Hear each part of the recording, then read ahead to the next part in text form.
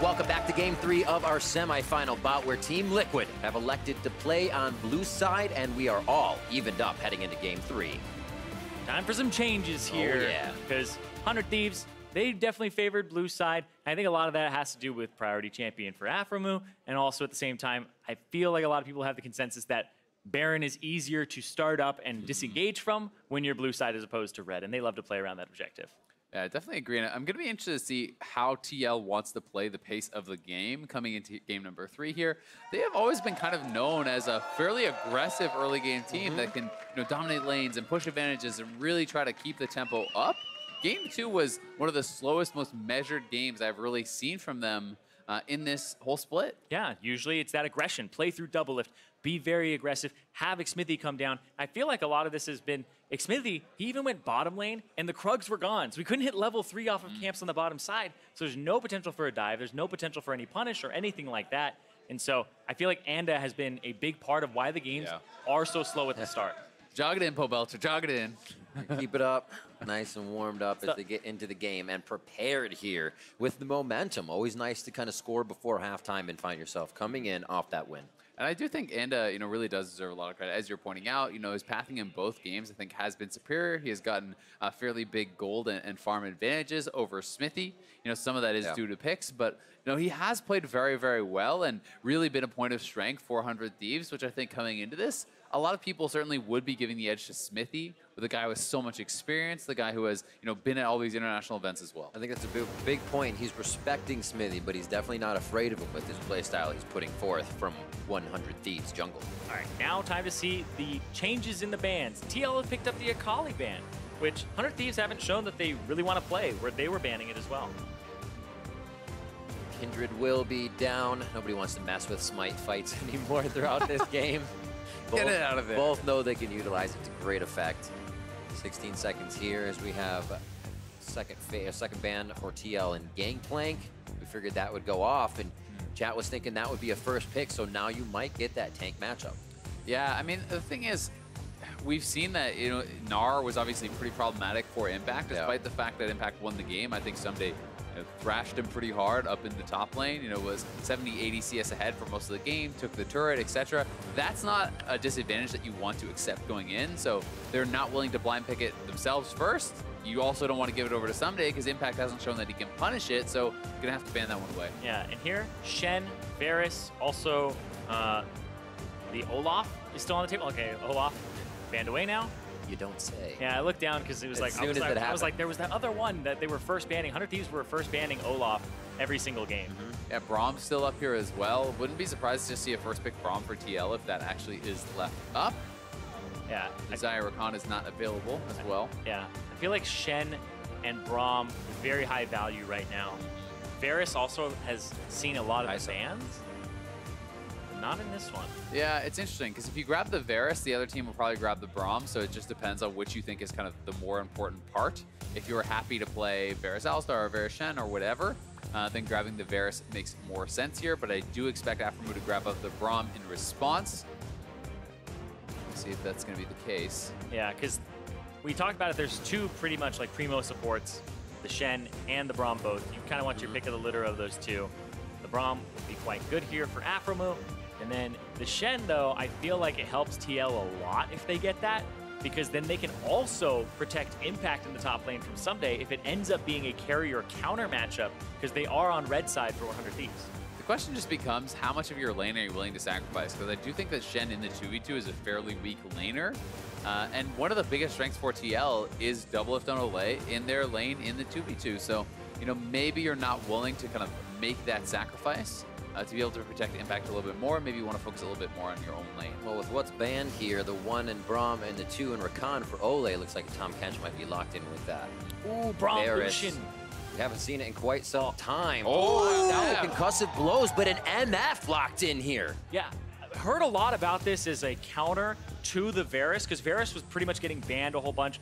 Misfortune comes in. It's usually Dark Harvest. You can deal a lot of damage later in the game. She keeps scaling up as time goes on. It's not so much the Comet and the Emax, but that is something that can also be played here. Yeah. But I love this. It's low mobility, and it forces you to usually take a Tom Kench and defend and be on the back foot as the Varus. Will be very interesting because, you know, if you do want to go for more of a lane dominant style, you definitely should go for the Comet, the Scorch, you know, these sorts of style of plays can really make it difficult for Varus. You can poke him out early, but Varus is also a champion that can rush lifesteal, so I have actually seen it fail as well, even with the Comet.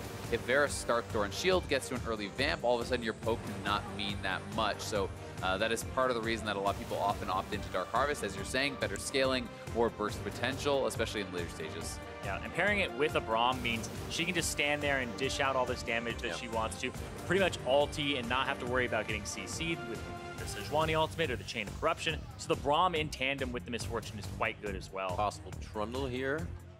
They keep the match for the jungle as it's left up 4 seconds, and they could switch the mid lane lock in, and it's going to be Cassiopeia for Ryu.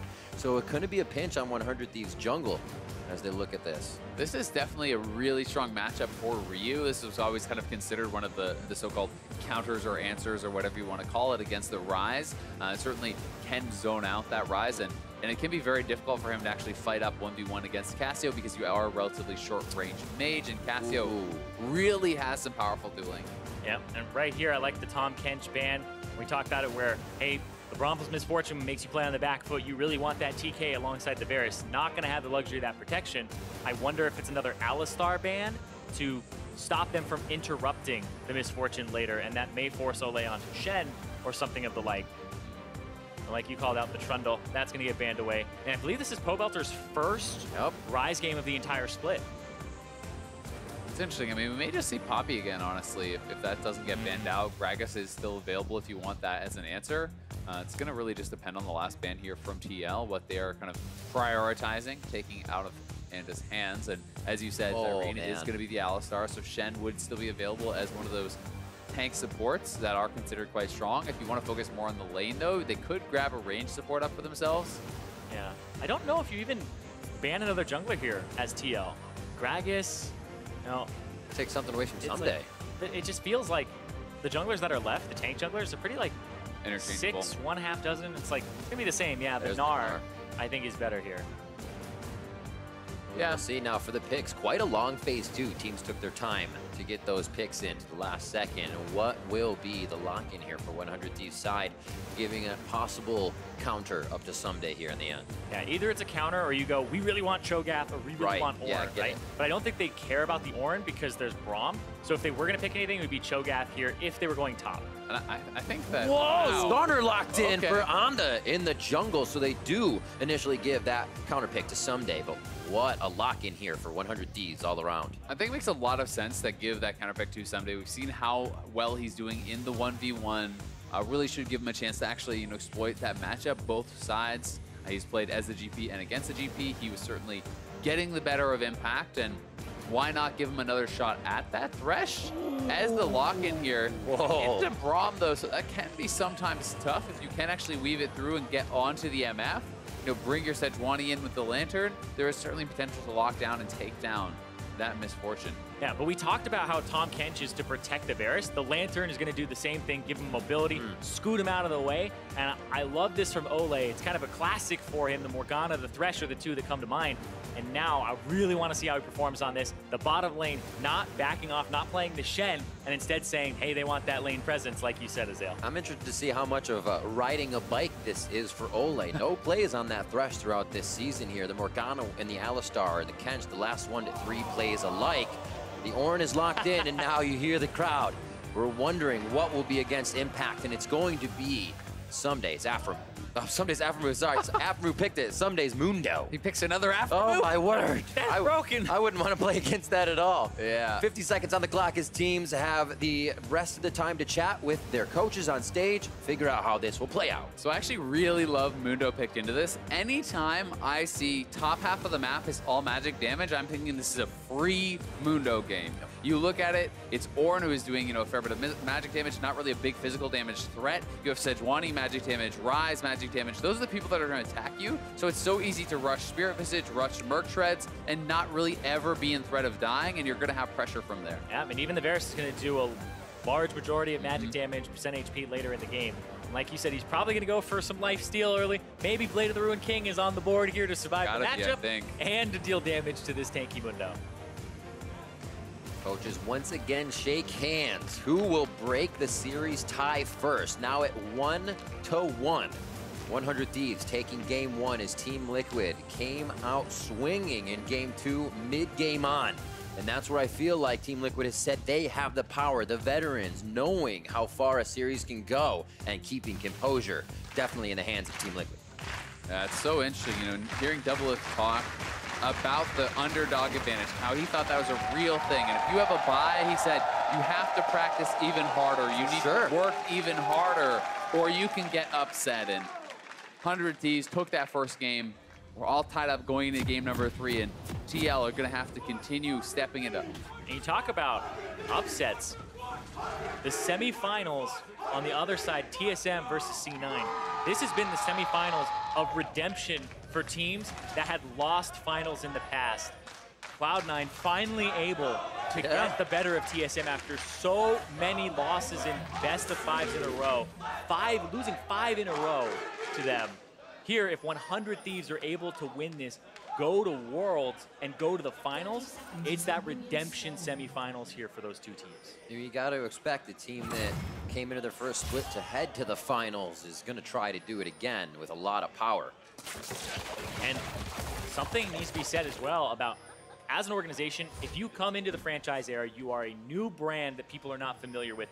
They picked up a lot of known names, Aphromoo, Medios when they started, with Ssumday. They came here to win. They built it off of Prawley's back and kind of picking him up first. And Nadeshot was very serious about having an impact in his first year. And if you make the finals in both splits in your debut year, you are saying to your fans, this is a promise. You cheer for us, you won't be disappointed. Well, they picked up a lot of fans in that first split, and they've picked the pocket of many teams here. One of those pockets that evaded them was going to be Team Liquid, so they get another chance in this semifinal. We start things off, and it does look like Rikara will be using that Kama E in the bot lane. Yeah, exactly. I was going to point that out. So this is the very lane-focused style. It's more about bullying in the 2v2. You're going to see Scorch, you're going to see Comet, you're going to see looking for that early push and early pressure onto Doublelift, but Doublelift, as expected, the response to this, door and shield, likely going to rush a Vamp Scepter. And if you do not have a solid advantage by that time, I generally feel like you can just start to live through it. Yeah, the Misfortune has to really thrive off of that. That's why I was expecting Dark Harvest personally, because the Comet, there's so many ways to play around it, and the Emax, and it feels like the damage will stick harder, and even if you don't win the lane, you still scale harder with the Dark Harvest. One of the things I really do like about this approach, though, is you shouldn't be expecting Rikara to be beating Doublelift, right? So if you can go for this more lane-focused pick and equalize, or even, hold relatively even, hey, that's success. Ssumday has the last pick on the top side. Your soul laners, Ryu, has a counter pick in the mid lane. Depend on the soul laners to carry the game. You just hold even. You don't let Doublelift take over, and you put that faith in your teammates that they can be the difference maker. But it's already just like, pick them a winning matchup, and you expect them to lose it, but go even in that sense. You don't have that advantage that you were kind of drafted for. And to me, that just says like Doublelift is in a very comfortable spot. He's just kind of a pillar of power here that they can lean on, and just an advantage they will always get. And it means draft resources are used towards him. It's definitely the case, and let's be honest, he is in a comfortable position. Doublelift talked about it. He wants to be in that position going into playoffs where every team is afraid of him. They know they can't kill him. They know their bottom lane is going to lose. They know he is coming for that championship title, and Doublelift has done it on multiple squads, one with so many different orgs now. And in terms of the most decorated player in the North American LCS, it's 5 championships for Bjergsen. Doublelift, if he wins this split, he ties him. Doublelift will have 5 NALCS trophies and will tie Bjergsen for that number. And on 3 different teams. One of the very interesting things is that, each of these rosters, it's been often Doublelift, who was kind of that big star, who they played around. He has found success with so many different players. He has been a constant throughout, and really kind of one of the mainstays of the NALCS, alongside Aphromoo, who, they started out together, and this guy has also been taking teams to the finals, has been so successful. His shot calling is legendary. Aphromoo was the guy who brought Doublelift to his first trophy. Stop making Doublelift's trophy case a meme, right? The guy who helped him do that. And I feel like there's something to be said about that, because Doublelift was considered so good for so long, but then he never had results to back it up. And that was kind of the thing, is he was always known for being great, but never winning. And now he's in a position where he will tie for the most championships, the most titles, the most wins if he wins this split. And it's so interesting because it really is that struggle to kind of get over the line. And there's so much stock put into that championship win, and we have lots of great players who have been able to get to that point where you have that respect, but not necessarily that championship title. Jensen is another one now in this current age. Look where Golden Glue is coming from as Golden well. Glue.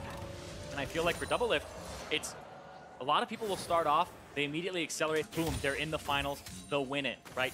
Doublelift was so far away for so long that instead of hating how much he loses, he's like in love with the feeling of winning.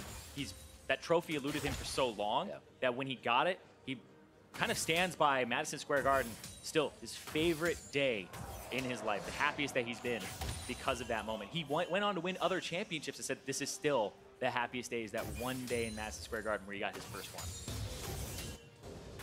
Still quiet in the beginning of the Rift as we reminisce of both Team Liquid and 100 Thieves, where these players have come from and how much of a journey they have actually had.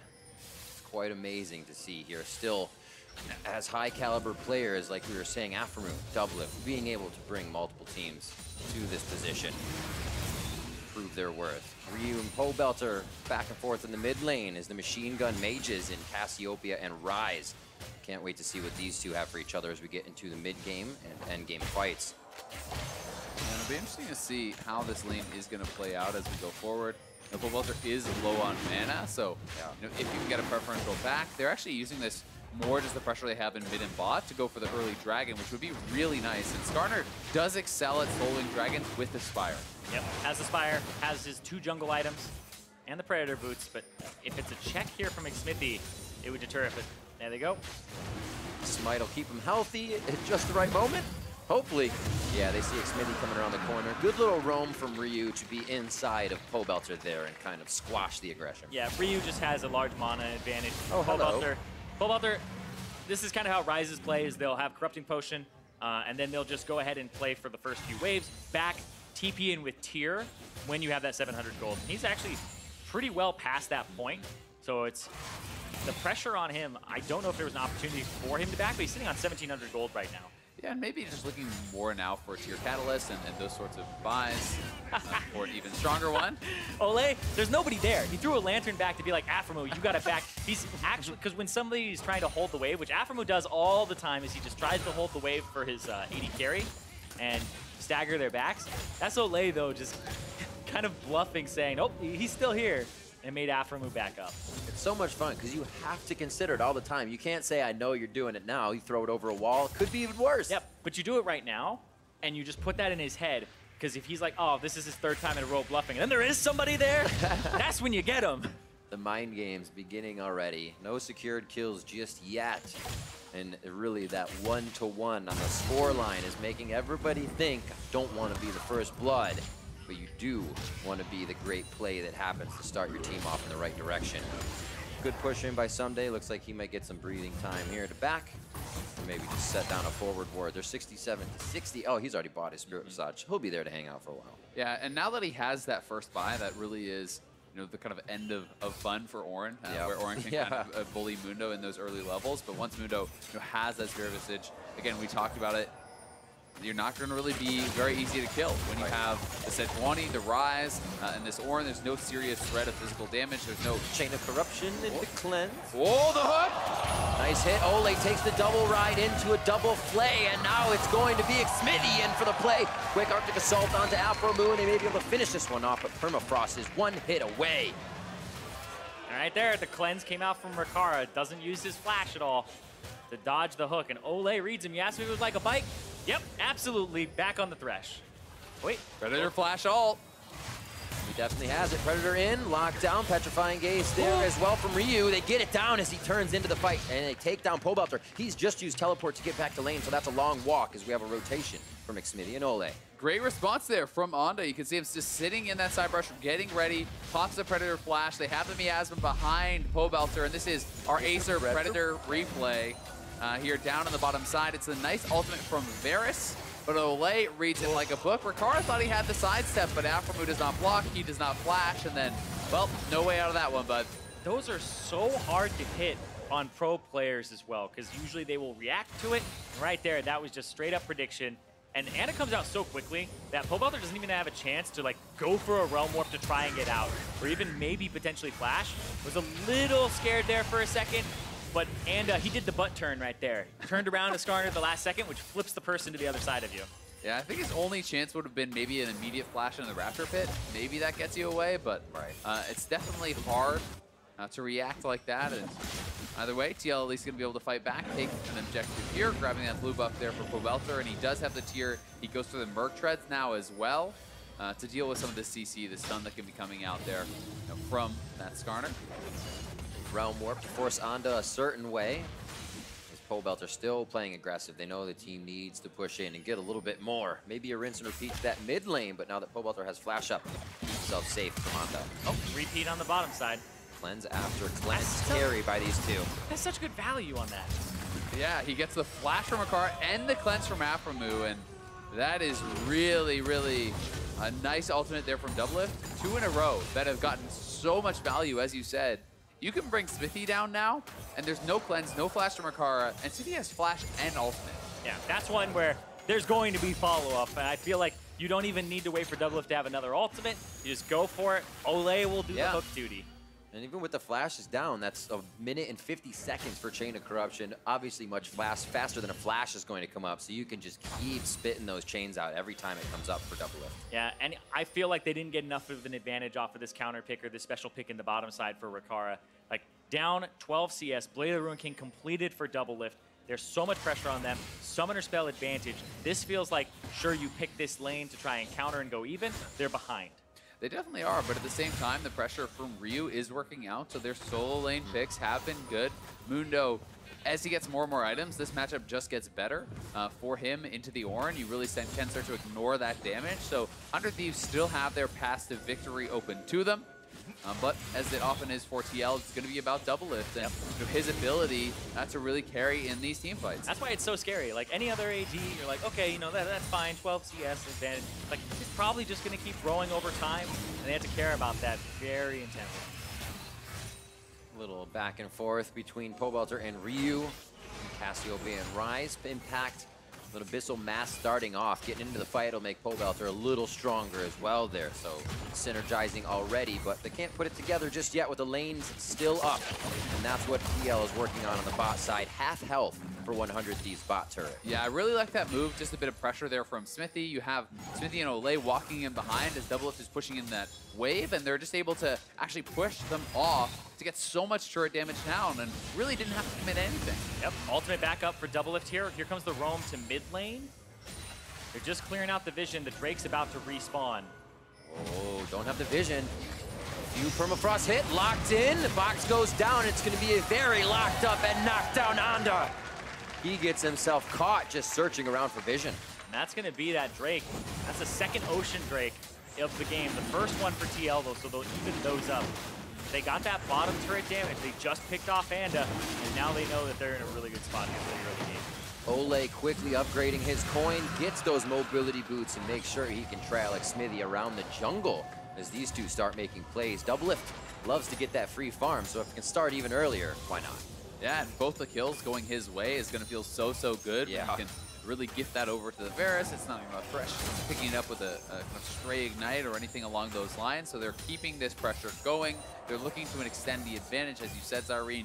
You know, it's not just about getting a little bit ahead. Doublelift wants to take that to extend that lead. And this is just a great CC chain.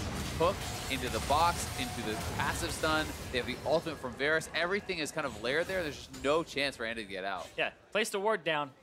Anda walks up to go hit the ward. Like, you're not going to kill it in that time. Guess he just didn't expect the bottom lane to be there, you know, thinking it's just jungle and you can fight for the You have for a Ryu little right bit. there. And that's, you know, perhaps poor communication from the bottom lane, or perhaps him just kind of losing a little bit of mental focus and not realizing where the other team is. Yeah, because he's had to play around the top side for the past those 2 games, but Olleh being a monster on this Thresh. Oh, flays back, but Ssumday turns down. Usually you can hit that hook after the flay, but fancy footwork by Ssumday and the ult on allows him to kind of break out of the fight. Olleh will still chase though, knowing this is time to put wards down and increase vision. And when you bring that Varus up there, now there is kill threat onto the Mundo, because yes, he has the Spirit Visage, but Blade of the Rune King, a lot of attack speed already purchased up here for Doublelift. He can threaten Ssumday if he steps forward too boldly, and they're going to have Impact try to clear on bot side. And he has no ulti. So Xmithie's ultimate is up in a few seconds here, about 5 or so. There it is, it's up now. If you can land combo CC, Ssumday will die because he can't regen at all. Mid lane was missing there for a moment, and they also see Onda coming up. This is going to be a little push for Ryu here. We'll see if he takes this time to head up or back to get some items. And Rikara is coming top lane right now. He's 2 levels down on this Misfortune. He's 25 CS down. His turret's about to go over. Oh, Ssumday dodging forward there on the hook. If they're able to keep this turret, it just needs a few more shots. The minions? Ryu does stop coming up. They're not going to need it. The minions come through. Winion topside turret takedown. And I believe Doublelift actually stayed in local gold range, which is actually a really big deal for that first turret. I don't think so. So we'll have to see. No, he only got 50. Just barely missed out, actually. He missed tried out to on walk back in, but just barely out of range. Control of the map still theirs at this point. A ward does come over. Aphromoo can tell him what's going on. Only a small pinch from Ryu on the bottom side. This should be Rift Herald for TL. But Ryu just missed on the Glacial Prison, but it does zone him out of doing anything to that Rift Herald takedown. TL looking pretty good here to start things off. Yeah, but the fact that they didn't get that solo turret gold, or even turret gold in general, the local gold, that's pretty bad for Team Liquid, because they lose out on 550 gold that 100 Thieves actually made about 250 of that onto Impact in the side lane, or sorry, Ssumday in the side lane. So, or sorry, they swapped sides. My head hurts. Sorry, Impact got 250. Never mind. It's okay. So either way, we do have TL knocking down the 2 turrets, feeling pretty good about their lead. You know, and we do have Doublelift in a position where he is looking very strong, but Ryu is also at a pretty nice advantage, and you know, it's going to be 100 Thieves trying to play around this Cassio, who is also kind of similar to the Marksman, is a very, very high consistent DPS threat. Yeah. And I think that works well in combination with his burst Marksman like the MF, because MF can soften them up and isn't as good about taking down the tanks. That's where the Cassio can come in. Yeah, and if you can throw down a Cassiopeia Miasma, and then you throw the MF ultimate on top of it, they can't flash out of it, they're slowed, and then there's all this damage people are trying to run away from. But for Team Liquid, I feel like that Ornn, and you also have to watch the Braum shield in these fights too, and where if Aphromoo can actually block them coming in, because I feel like it's actually more effective to block it on the way out. I mean, people block it on the way in, but then their shield is backwards. Just let it slow people. Then when it comes in, block it on the second one so people don't get knocked up, but you're also having your shield face the right direction for the rest of the fight. I'm just excited to see what happens in these fights. 100 Thieves have such a great counter. I mean, if Onda pulls somebody in and TL says, we want to help him, you get a petrifying gaze in the face, you get Rikara's ult in the face. There's a lot to deal with, so tricky fights here for both sides to get in. Olleh's been hitting some hooks, getting these skirmishes in favor of TL along with Xmithie, but we're still waiting for that brawl. 5v5. 1 minute onto Mountain Drake as we've traded the Drakes to start off. 2 are an Ocean and an Ocean for each team. So something that, you know, despite the snafu that I was talking about with the turrets going 1-to-1, it's 2 for Team Liquid. They won both sides of the map. They got the Rift Herald. They're going to knock this third one down. One hook. What's the turnaround? Petrifying Gaze actually dodged out by Xmithie. Nice footwork as the fight continues, and 100 Thieves is going to try to stop Shelly in mid lane. Yep, just going to get a big charge off, though. And that's going to be all 3 outer turrets down because of the pressure that TL has had in all of their lanes, swapping the map around. Yeah, and really. Oh, wow! You've got to give a lot of credit, mostly just to the bottom lane, though, because their solo lanes were losing, but the bottom lane takes their pressure, goes top, gets pressure there. That frees up Impact from the bottom lane to get that on that side of the map. And while their bottom lane is top, Xmithie grabs that Rift Herald, right? So it's Doublelift and Olleh moving around the map, affecting all 3 lanes, knocking down those outer turrets, and definitely a big deal there for TL, but 100 Thieves aren't so far behind. They really do still have very strong solo laners. They're going to have their chances. And you really, really want this Mountain Drake as 100 Thieves. It increases your Baron pressure with a Cassiopeia later in the game. They want this, but right now, Pobelter is topside. He's probably going to get this tier 2, or he's going to TP in. Eyes on Aphro's ult to stop the fight. Watching Xmithie for the Glacial Prison. It is out. The teams are up, and Aphromoo's right in the middle of the fight with Onda. They're low. Aphromoo now gets himself to safety, and we're looking for Doublelift. He goes down. Sorry, Rikara goes down as Reeve is now getting himself caught up in the fight. Team Liquid stepping up big on that one, as it is just a dog pile around Mountain Grade. 4 for 0 there for TL. They take full control, and Nice. they are going to be able to march down mid lane here, look for a tier 2 tower as well. TL really putting a stamp on that one. Yeah, 100 Thieves behind say, we have to do this. They started up. TL, 100% ready for it. They don't go for that top tier 2. They go for the TP, and it made a big difference because they are rewarded with the Dragon. They are also rewarded with the tier 2 mid. Here it is again. Yeah, I love the ultimate setup from Impact later in the fight. That is what I call the Ornn strike. And the TP here from Ryze. Look at Rikara. He's trying to channel the ultimate, but a Ryze appears right behind him. So Ssumday and Ryu have to peel back. Pobelter just gets that phase rush, runs out, drawing multiple members in, and this whole time, the rest of TL is doing damage. Doublelift is free firing. They're non-stop putting out that pressure. So I think a very well-executed fight here from TL. And look at the damage even coming out from this Ornn, hitting so many members with the AoE on the Bellows Breath, with the Ornn Horn, and really having a big impact. And now I'm looking at, we were talking about how it's Dr. Mundo. He loves to build just MR. He's going up against this Varus, though, that is winning that lane, so he has played a Rune King, does a lot of physical damage.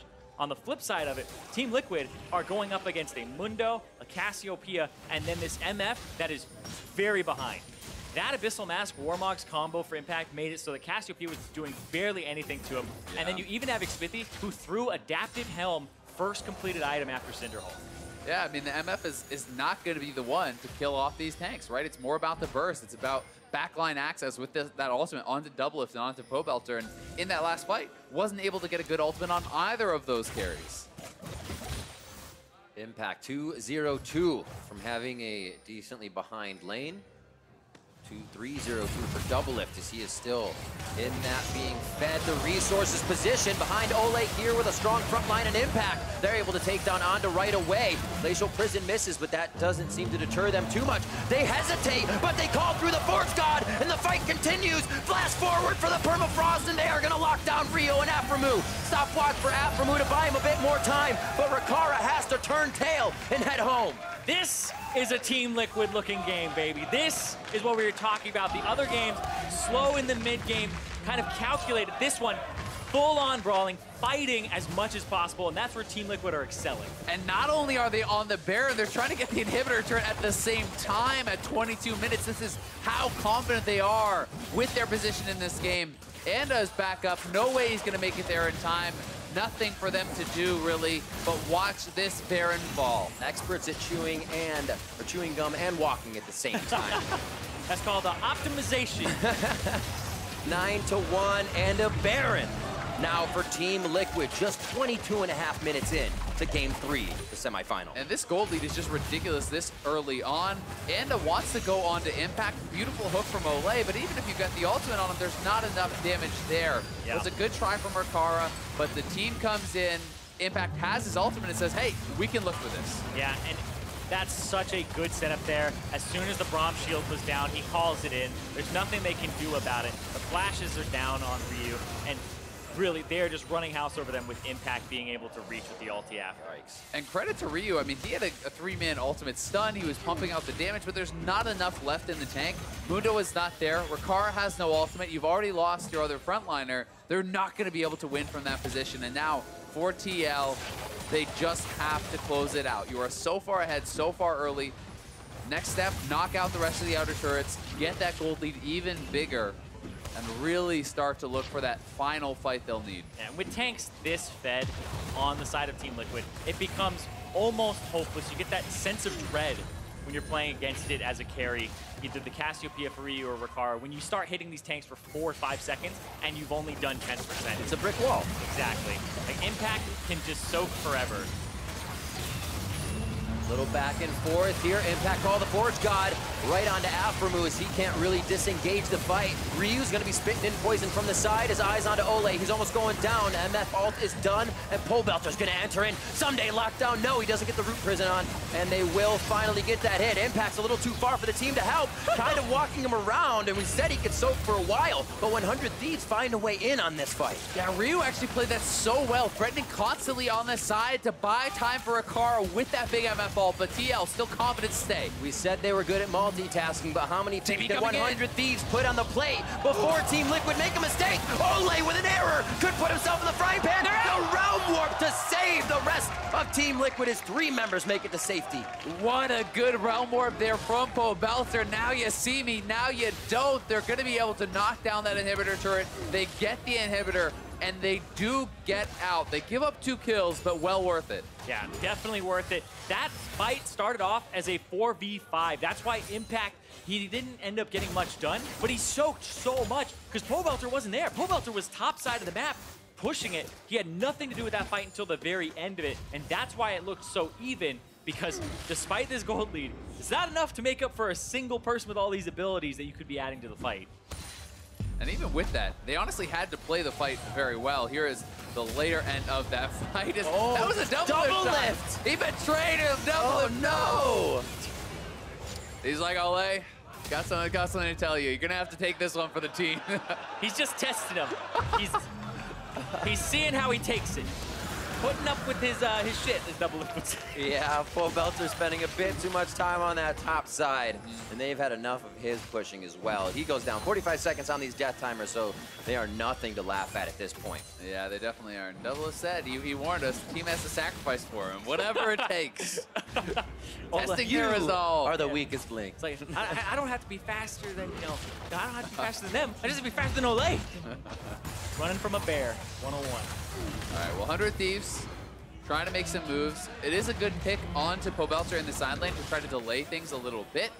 That is one of the ways that they can slow down this game and find time for their carries to get those items, because you have to feel like Ryu needs, at the very least, a Void Staff to get through that front line in a reasonable amount of time. So they want to get picks in the side lane, give time for Cassio to farm, give time for Rikara to hopefully catch up. Yeah, and Rikara, he's going to need his Edge of Night and Black Cleaver. I'm so surprised he has not gone for Black Cleaver here, and he went for another lethality item. It feels like 100 Thieves are just banking on kill, Doublelift, and then that'll be the fight. But I feel like there's so much more coming out of everybody on this team from TL. Yeah, there definitely is, and I think that strategy can make sense, though. He's supposed to be the backline threat, zoning them out while Cassio kills that front line, and then I can respect that 1-2 punch, but they're down in gold, and they don't have all the items they need yet. And this is the least we've seen from Onda. The Skarner pick is not allowing him in. He's not allowed to be as aggressive, and he's not even getting any flash pulls. Yeah, his first gank was great, but after the Skarner was locked in, I was sitting there going, what would Flowers think about this? It's like, he'd be like, I hate playing into the Sejuani. I hate playing into the Thresh. He's Ryze people. Even, yeah. I hate all these champions because you can't just run at them, which is what Skarner's going to do. Yeah, I mean, the question is, who do you even try to flash grab? There's QSS on Ryze and Varus. Who are you going to pull, right? Like, you can use it for CC and trying to lock someone down in the fight a little bit. Maybe it's Olleh trying to shut him down from healing, but, there's not really that super juicy target that just wins you a fight. Yeah, and a lot of times, like, just pull the frontliner, right? Well, Thresh is going to be able to pull him right back out afterwards because you won't kill him and burn through him in just those few seconds you have. So then what's the next step? You want to put wards out and find that pick. But putting wards in your base doesn't do too much for you. Team Liquid's already pushed you all the way back to the fountain, and now they're looking to get the last inhibitors. Top and bottom stand here with the turrets in front.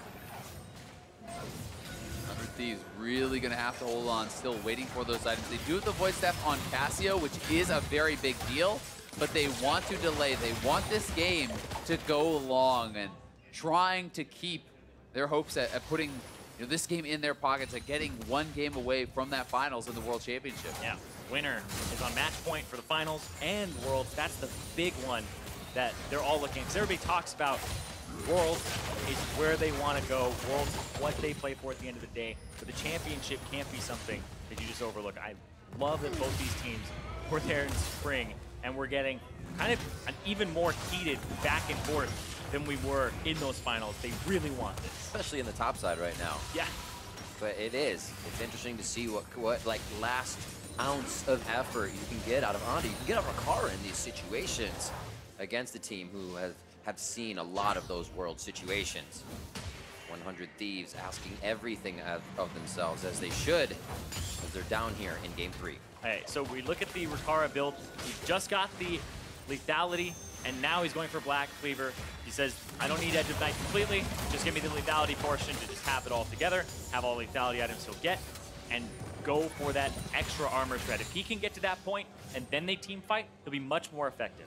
Yeah, and the additional 20% CDR would put him at 40, which is always going to feel so good. But TL could be looking here, and you can see they're playing so heavily for vision around the Baron. If you actually toggle 200 Thieves side of the vision, we can see that there's just nothing in that area. It's so dark. Don't do that, it's spooky! Turn the lights back on, and 100 Thieves didn't see this one coming. It's Onda going down next. Ssumday is huge with the Stairs Gauge Rage on, and he is going to go down eventually. Actually, his Gargoyle Stone Plate coming up there, and they are just being taken down left and right. Team Liquid able to adapt and flow onto the priority champions in this fight. I don't think they really have the time for Ssumday. He wants the wave. They could just go and end the game. He wants the minions, no! Braum warping a few in there. They do get one of the candy minions in to reduce the turret. Team Liquid's gonna be out of the Nexus once again. 30 minutes in, 13-5, and they are gonna put 100 Thieves up against the wall. It's game point for Team Liquid heading to Oakland. TL, one game away from going to the finals again, defending their championship title, and going to Worlds. And it's the most dominant game yet by far from them in this series. They looked very strong in this game number 3, and now the question for me becomes, do you stick with Rikara? It worked in game number 1. It did not in 2 or 3. Game 3 being the most dominant from Team Liquid. Should we see Cody Sun come back in? Well, that's the question. Do you feel like putting one person in is actually going to make Team Liquid change their play style? Do they feel like they have it locked down? Well, it's tough. Shown a history of not working against Team Liquid, having Cody Sun there. But I feel like this, you look at that first game, it wasn't really Rikara doing much in terms of contributing to the team. He was just soaking Doublelift, and you feel like maybe you want a more power point there. And maybe if you can swap sides, since they have side selection, you go back on blue, maybe get a Xayah Rakan for yourself, and you'll feel good about that. All right, well, Team Liquid have brought this series to match point. And to break down how that happened, let's send it back to the State Farm analyst desk. Thank you very much, gentlemen. Team Liquid coming out on top in Game 3 to push the series to 2-1, only one game away from defending their title at the Oracle Arena. We heard the casters already hypothesizing around what 100 Thieves might do in Game 4 to strike back with their side selection. But I do want to dive into this draft because very different look from both teams here in Game 3 than Games 1 and 2. Yeah, and I'm not 100% sure exactly how it happened, but this was what 100 Thieves didn't want to do coming into the series, is essentially play Team Liquid's game, tank first, tank top lane, tank junglers. They didn't control Ryze. Team Liquid was allowed to play around the bottom lane. And then it played out almost exactly how you would expect with Team Liquid smashing them. And they did try to feel like get something that's comfort for Rikara. I'm pretty sure MF against Varus with the Comet, as opposed to like some of the Dark Harvest or Lethal Tempo, press the attack runes, it's supposed to be more lane dominant, and they still lost that lane pretty much. So they did have the Thresh counterpick and the Braum, of course, so it wasn't quite a winning lane, but when you are playing, like Jat said, this style that does favor Team Liquid and the bot lane doesn't actually find any footing, it's not going to work out very well. Yeah, and what I found interesting as well is Ssumday is now 1-5 on Mundo this split. Whew. So 100, and he's not bad at Mundo. No. It's just the team doesn't work when he's sacking early lane pressure. They need him to be on this dominant laner because you think about the way the team plays. Ryu plays usually loss minimization, so does bottom lane. Someone has to be doing something in that way, and when you're scaling up on Mundo's, or Ssumday's Mundo, you just don't have that. Right, it's not just that Mundo as a tank is just not what they want. It's also that he doesn't have any engage options. You kind of are more follow-up, or like, oh, the enemy team's engaging, I'm gonna ult and try and kill their marksman or backline, and even then he doesn't have that much agency with the Mundo pick. So it's just something that they've struggled with all season. We dive into the game, and again, we talk about the focus around the bot lane, and in particular, just that 2v2 matchup. Doublelift and Olleh multiple times here, able to force out a substantial number of summoners. Xmithie making his appearance once or twice down there to secure kills, but really the 2v2 went entirely in favor of Team Liquid. Yeah, and notice because of that, Doublelift is level 11, Rikara is level 10 and lands a perfect Misfortune ultimate, but it tickles the Team Liquid team line of tanks. You can see it took Doublelift's health down to about 50%, then Ryze teleports in behind them and crushes them, but that is kind of a continuation of the early game. Right, if the MF had won the laning phase and you're getting a 3-man ultimate off, you think that's actually going to look really good, but not the case here. Another decent ultimate, but there's just so many tanks, and a lot of the times the DPS of Team Liquid was not also getting caught in it. So the way this comp, from how I see it's supposed to work out, is you have the Skarner pull in a priority target, or at least someone that's relatively important, and then you put a miasma down on top of them, you shoot an MF ult on top, and suddenly they're scared to try and help out this person that you've isolated. But because the fights were never starting on their terms and they were behind, the MF ultimate was only just deterring the engage that was going to come through anyway. That was a hilarious and somewhat sketchy moment. Yeah, that was it was looking like a very clean Team Liquid win, and ultimately it was one of the cleaner that they put together, you know, recently here. But I think it's an interesting point where we look at that team fight and the Rikara ultimate, and we talk about how the early game affects that fight in particular, right? Yeah. The carryover from the lane phase can actually impact those team fights so greatly.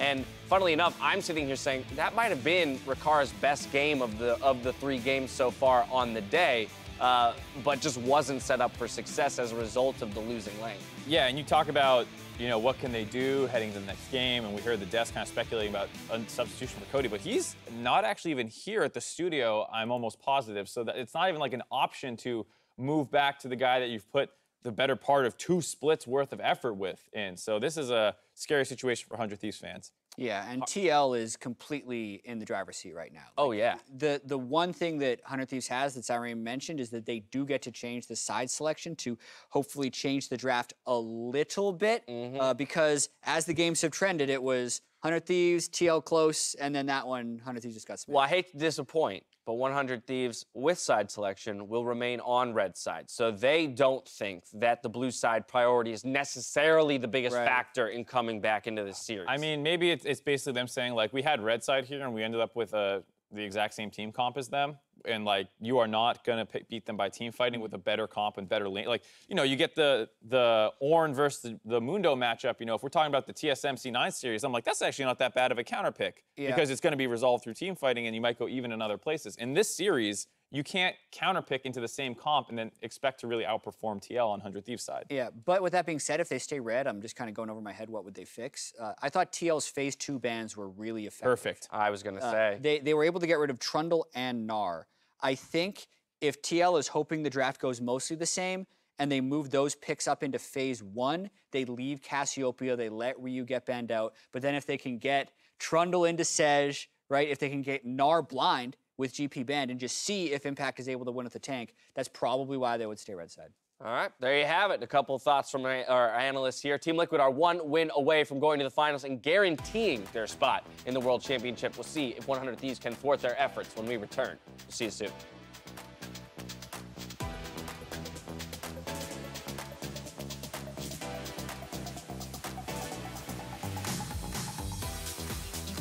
Oh, the hook!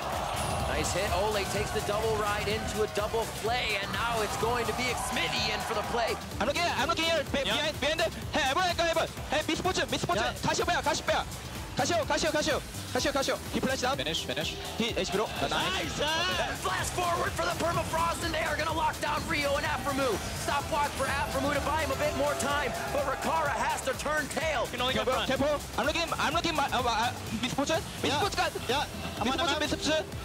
Cassiopeia, using your bind. Cassiopeia. Yeah, we can meet him. It's game point for Team Liquid heading to Oakland.